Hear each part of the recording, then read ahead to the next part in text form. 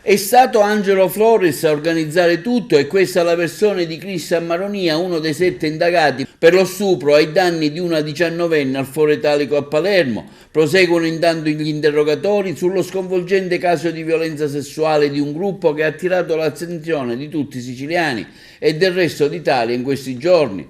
Di fronte al GIP Marco Gaeta, nel corso dell'interrogatorio di garanzia, il 19enne Cristian Maronia, uno dei ragazzi arrestati per lo stupro, avrebbe accusato Angelo Flores di essere la mente dietro la vicenda.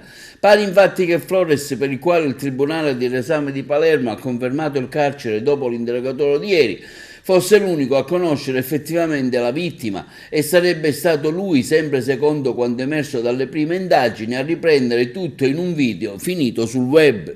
Pare che Maronia, da 2 giorni protagonista di misteriosi video su TikTok in cui risponderebbe agli insulti discolpandosi dell'accaduto, abbia smentito di avere forzato la giovane e di andare al Foro Italico. Abbiamo deciso tutti insieme di andare verso la cala e il Foro Italico, dice. Anche la sua versione sarebbe diversa da quella confermata dai video in mano agli inquirenti. Mi sono rovinato la vita, avrebbe detto Maronia tra le lacrime, dicendo di non essere stato a conoscenza del fatto che la ragazza non fosse consenziente. Saranno interrogati davanti al GIP Marco Gaeta di Palermo anche altri 2 indagati per lo stupro. Il tribunale dovrà pronunciarsi sull'istanza di scarcerazione presentata dai legali e un altro dei giovani arrestati, tra cui Cristian Barone. Samuele Lagrazza, altro indagato per lo stupro di Palermo, si sarebbe detto pentito di quanto accaduto. Dovevo andare via, avrebbe detto. Elio Arnao, con gli altri 2 interrogati, avrebbe ammesso la propria colpa dicendo di avere fatto una cavolata.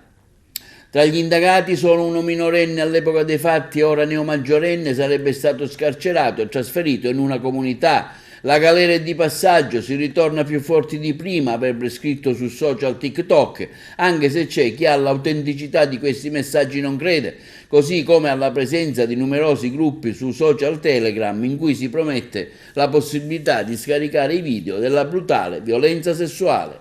Allora, oggi cosa siete venuti a fare come Noi siamo venuti a essere qua per dimostrare la nostra vicinanza alla parte lesa.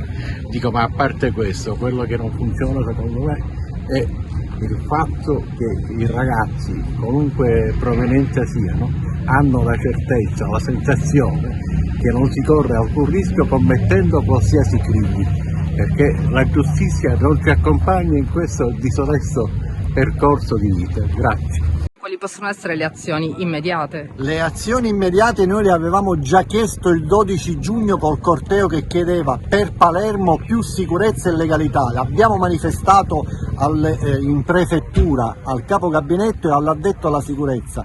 Continuiamo ad attendere un invito affinché ogni consigliere che rappresenta centinaia e centinaia di residenti che regolarmente raccontano di situazioni anche di pericolo e di gravità per poi essere manifestate in prefettura. Noi chiediamo l'incontro col prefetto affinché si faccia qualcosa per la nostra Palermo e per il nostro centro storico.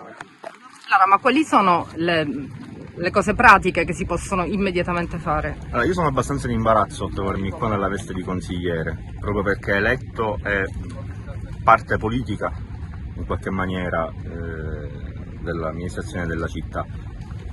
Le forze dell'ordine e la polizia attengono ad altri ambiti, in altre sfere. Quello che io chiedo, ho chiesto ieri al Presidente, ho dato una richiesta di convocazione in aula del sindaco e dell'assessore alle politiche sociali, perché il tema non è soltanto legato al controllo mancato o alla presenza, che sono cose per me ovvie.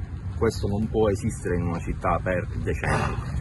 Non può mancare il controllo della polizia sul territorio in questa maniera.